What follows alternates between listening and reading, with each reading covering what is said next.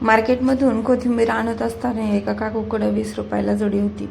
आता त्यांना त्यातली 10 रुपयाची काढून द्या म्हणलं तर त्यांनी जुडीच मला 10 रुपयाला देऊन दिली. तर घरी आल्यास निसून ठेवलं, समजलं की थोडीशी जुडी खराबच होती. म्हणलं असू द्या, आपल्याला तर कोण पण फसवते, त्यांनी पण थोडंसं फसवलंच. कारण 20 रुपयाची जुडी 10 रुपयाला दिली म्हणलं, एवढी हिरवीगार थोडी नसणार आहे. घरी आल्यावर निसून ठेवल्यावर अगदी 1 दिवसातच ती खराब व्हायला लागली. म्हणून म्हणलं ही काय वीकभर जाणार पण नाही आणि खराब पण होईल. म्हणून म्हणलं चला आता याची मेथी वडी बनवूया, सॉरी कोथिंबीर वडीच बनवून घेऊया. कोथिंबीर वडी मी नेहमी बनवत असते, पण हल्ली काही दिवसात बनवलीच नाही, म्हणजे मुंबईला आल्यापासून तर नाहीच बनवली. इकडे सगळ्याच गोष्टी जरा महागच आहेत म्हणून काही गोष्टी लावरच घालते मी सुद्धा. आता ही कोथिंबीर त्यांनी मला 20 रुपयाची दिली होती, पण खराब होऊ लागली होती, म्हणून मग मी कोथिंबीर वडी बनवायला घेतली. त्याच्यासाठी इथं लसण, अद्रक, काही हिरव्या मिरच्या आणि त्याच्यामध्ये जिरे ॲड केले आणि त्याचं चांगलं असं बारीक पेस्ट केलं. मी काय करायला लागले की यांचं किचनमध्ये गडबड चालू असते. हे झोपीत असताना करून घ्यायची इच्छा असते, पण मी करायला लागले कीच हे नेमकंच उठून बसतात.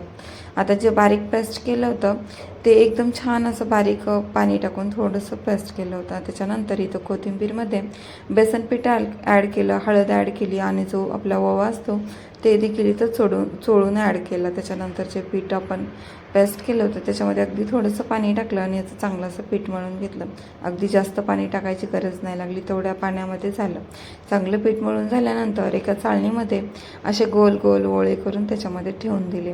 उकडण्यासाठी कढईमध्ये थोडंसं पाणी टाकायचं आणि नंतर ही चाळणी टाकून त्याच्यामध्ये झाकून ठेवायचं. अगदी 10 मिनिटामध्ये छान असं उकडून तयार होते.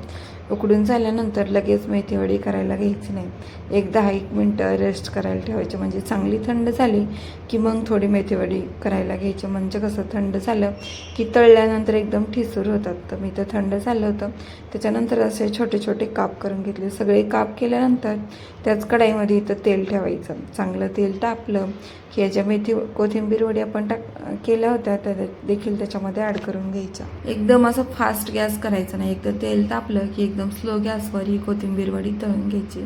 मस्त असं एका पाठोमागे एक कोथिंबीर वड्या तळून घ्यायच्या.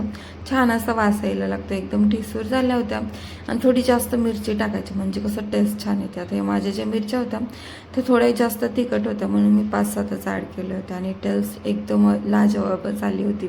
शिवमला सुद्धा खूप जास्त आवडल्या आणि एकदम टेस्टी आणि ठिसूरसुद्धा झाल्या होत्या. जमली होती म्हणलं तर. धनी आल्यानंतर बाहेरूनच वास यायला लागला होता की घरी आज काहीतरी बनवले म्हणल्यानंतर म्हणले आज खूप दिवसानंतर घरातनं असा वास यायला लागला आहे. खरं तर मी खूप दिवसानंतरच बनवली होती. हल्ली मला एवढा जास्त वेळ भेटत नाही, पण कधी कधी बनवते.